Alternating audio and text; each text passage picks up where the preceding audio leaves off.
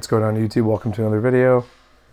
And we're benching again in the other bench and from the same angle. So sometimes when I film, I'll try to move the camera around so something looks a little different, but depending on how busy the place is, I'm just trying to do what I need to do, get in, get out, and kind of go from there. So that's why you'll sometimes see similar angles but on different benches. But we're going on the bench here and working our way up. Pretty consistent lifting. This is our comp wide grip, whatever you want to call it, traditional bench press, and definitely more of the chest focus, less of the tricep, no really close grip. And yeah, similar warm-ups and just trying to make sure the weight moves as we're going up.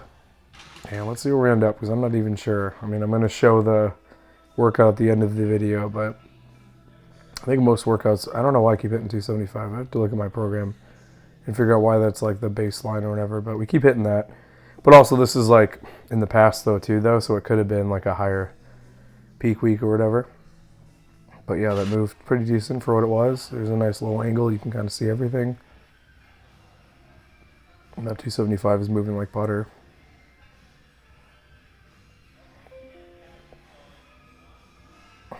There we go, so that's good. I just want to sit and admire that. That's probably the best set of 275 for 5 I've done in a long time. So that's the goal, is to kind of emulate that all the time. And sometimes you can tell from my form when things are just on point. Like I was able to get into position and press, and it looks the way it does now. A little bit longer pauses. And it is, in the moment, it feels like, you know, uncomfortable, but like if you look at from the technical standpoint, it looks pretty well here too. So OHP here again, and like I said, just trying to keep the work capacity at some sort of tension, some sort of nothing too easy, but also nothing too hard that will, you know, potentially cause an injury. So I like throwing a red on there and then just kind of going from there. I'll vary the rep ranges, maybe do 3, 5 or whatever, and it's mainly just to do the movement, and then eventually we'll not peak, but we'll start adding weight to it. I may do, I don't know, a thing I used to do in the past where I'll do OHP first and then bench after, but until I am at a point where I am happy with my OHP, I'm probably going to stick with the bench. I'd rather put the energy into that lift where I know I can kind of keep adding weight and make things a little bit more difficult while being safe, and then using the OHP as a secondary to kind of go from there. I think I'm going to keep doing that until I start to feel comfortable where I can make it go where it needs to go. And then just stack in with more pressing, so the incline, just to get more range of motion, stretch in the pec, and then get it used to these heavier weights. So lots of pressing, and that's fine as long as you know, mitigate and taper. So incline is not too intense. I think I'm between 20 and 30 degree incline. It just kind of works for me. Anything more than that is just very shoulder related. And I do like to drive myself into the bench, so there is kind of that arch going on to make sure that we're pressing correctly. And I just think that's good technique. And then we will do the dumbbell OHP, but the way that my arms are built, I may just consider dropping these all together and focus on, you know, the straight bar OHP. A lot of the shoulder stuff I do, whether it's lateral raises or like flies or anything like that, I'll just kind of keep, and that should be enough to really round everything out. Because I used to go heavy on the dumbbells, and it was just like not a good time. We'll get to a point, it was very difficult to kick up, and the high risk, high reward was just not always, you know, whatever. Why get injured on that when you can do more on the barbell OHP and kind of go from there? So something I don't really show is the chest fly. I do want to show more isolation exercises. Only problem is it can get kind of busy and it's kind of hard to find angles, but just a lot of, you know, pump stuff after the strength training to kind of really round out the technique and fill out the muscle. And then tricep push downs, trying to slow down on these because naturally I just want to like power my way through, but to really get the stretch, you know, I do want to hold at the bottom, but sometimes I'll be in a groove and it will just end up this way. So future videos going forward, I'm probably going to make that change and really kind of go from there and fix everything there. So, all right, back to the lower body.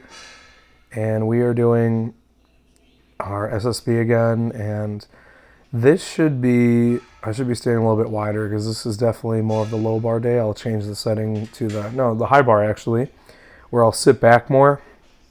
Not as far forward, not as forward knee travel as the SSB. I'm just calling it that just because that's what it is, and then not everyone can, has access to this bar. But in this workout, it's mainly about sitting back more and hitting that posterior chain. So that's the goal here. But my squat form doesn't really deviate much, though. Once I find it, I'm basically there. It's just the bar positioning that kind of changes. So it's not going to look too exaggerated. I'm not going to sit all the way back like a low bar squat because most of us, our squat form and how we're built, that's just how it's going to be. And it's not always going to be as upright or as bent over as you're used to seeing. So my squat form is my squat form, and people need to realize that. Everyone's going to squat and move a little bit differently. As long as you're not getting injured, as long as you're not suffering any detrimental effects, then you're fine. So you'll see here, definitely a little bit more sit back, less forward knee travel. And that's intentional because I am trying to shift the focus, less quad focus, less forward knee travel, and more hip extension sitting back there. So you'll kind of see here, I'll kind of hinge forward a little bit, or hinge back a little bit, and then kind of load those hamstrings and go from there. So I do prefer squatting more high bar, but the way this bar sits, it's going to push forward, and it's interesting because it's lower on the bar, but it's still pushing you forward. So it's an interesting little dichotomy or whatever that you got to manage. But any sort of variation, I enjoy doing it, makes things not difficult, but it changes basically the movement slightly. So there is some difference. You're not just doing the same thing over and over again, which can be taxing. So that's what our game plan is here. And just various angles here, and you can really see, trying to do my best to sit back and go as low as I can go. Hamstrings hitting the calves, and nothing I can really do there because I've got such long lower legs and forearms, so they naturally hit more. So it's an interesting mix of like what's going on. So we're just going to make do with what we got.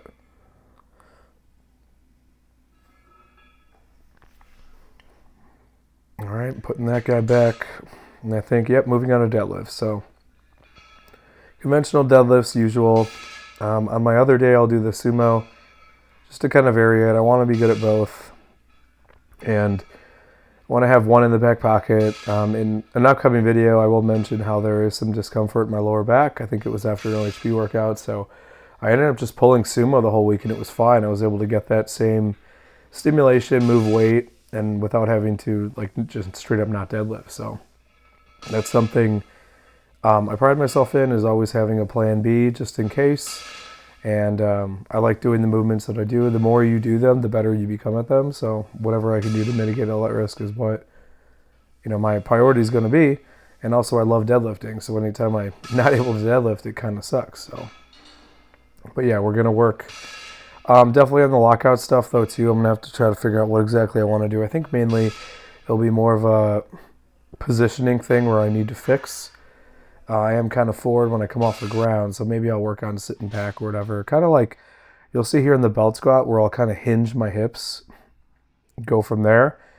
I may start shifting back a little bit more when doing that when I'm deadlifting, because if you are, shoulders forward in front of the bar with 400, 500 pounds, I don't know if you're going to be able to finish that. So just not exactly technical and advantageous to me. So definitely something that I need to fix and want to fix.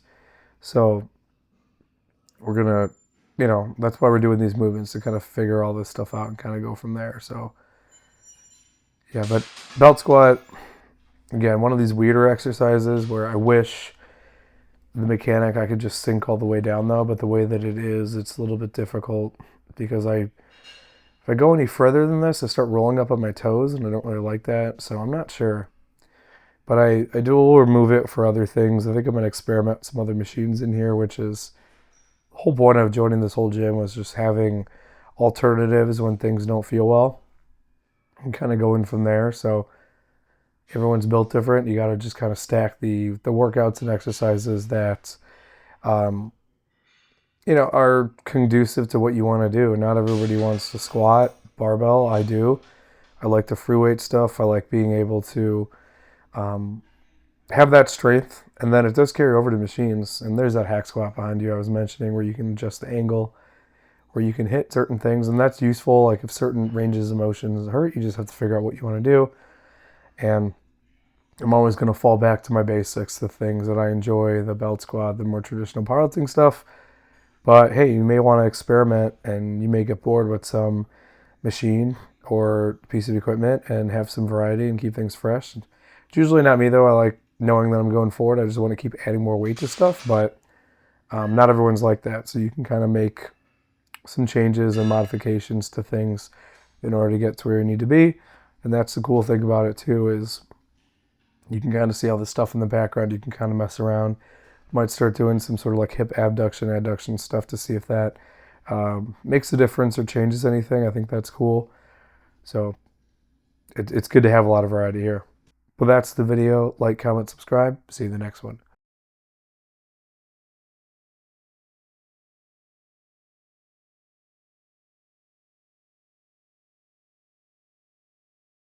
Thanks for watching the latest video. If you want to help support the channel, I actually own my own wet shaving and grooming e-commerce website where everything's handmade by me. It's www.apexsoaps.com, and you can get a 10% off code using wet shaver. We've got some cool scents here. We've got some Coca-Cola scents, a horchata scent, traditional barbershop, just some really cool stuff. And you can purchase samples or you can buy the whole set. If you have any questions, feel free to reach out via email. Be quick to respond. Thanks for watching.